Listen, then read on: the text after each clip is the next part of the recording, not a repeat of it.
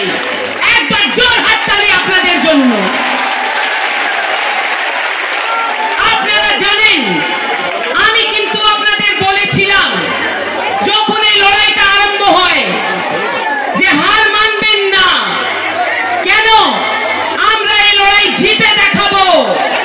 সেই লড়াইটা কিন্তু আমরা লড়েছি, হাইকোর্ট অবধি গিয়েছি।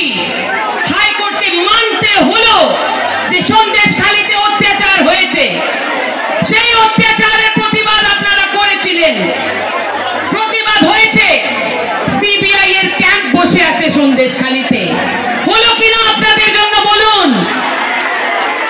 সেখানে গিয়ে আপনারা আপনাদের কিন্তু কমপ্লেন দিচ্ছেন কি দিচ্ছেন না? কিন্তু মহিলা মুখ্যমন্ত্রী সেই হীরক রানী তো বলেছেন যে সন্দেশখালীতে কিছুই হয়নি। আমি বলতে চাই যদি সন্দেশখালীতে কিছুই হয়নি তাহলে কেন মাদেরকে আর বোনদেরকে রাতে পার্টি অফিসে ডাকতো? কি বানাবার জন্য? পিঠে, সব পিঠে বের করে দিয়েছে, 1 মিনিট লেগেছে কোর্টের কাছে। এই মমতা বন্দ্যোপাধ্যায়কে বলতে চাই যে মহিলারা কিন্তু এখানে জেগে গেছে, তারা নিজের অধিকারে লড়াই লড়ছে, একদম সাবধান। আরে জিজ্ঞেস করুন না ওনাকে, নিজের বাড়ির মেয়ে আর বউদেরকে পাঠাবে পিঠে বানাতে? এটা আপনাদের লড়াই। আপনাদের এই লড়াইতে কিন্তু আমি আছি, থাকবো। একটাই কথা, বেশি সময় নিব না। এই বিশ্বাস আমার উপরে রাখবেন যে 4 তারিখে যখন রিজাল্ট বেরিয়ে যাবে কেউ আপনাদের উপরে কিছু কোনো সন্ত্রাস করতে পারবে না। রেখা বন্ধু জিতবেই। কেন? কিন্তু এটা আপনাদের জিত হবে। আর একটা কথা বলতে চাই যে আমার ফোন নাম্বার প্রত্যেকটি মন্ডল প্রেসিডেন্টের কাছে আছে।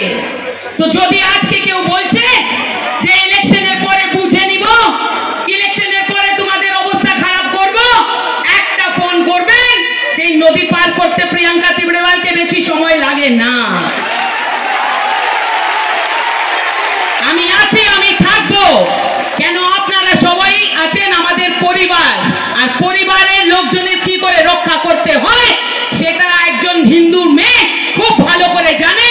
কেন আমি আমার ধর্মকে সব থেকে উপরে রাখি, অন্য ধর্মের সম্মান করি, কিন্তু নামাজ পড়ার জন্য আমি রাস্তায় নাটক করি না মমতা বেগমের মতন।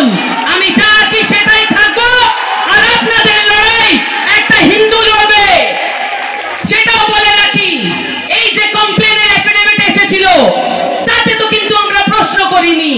কত মুসলিম ভাইরা এসেছে কমপ্লেন নিয়ে, তাদের লড়াইও আমরা লড়ছি। কেন? এটা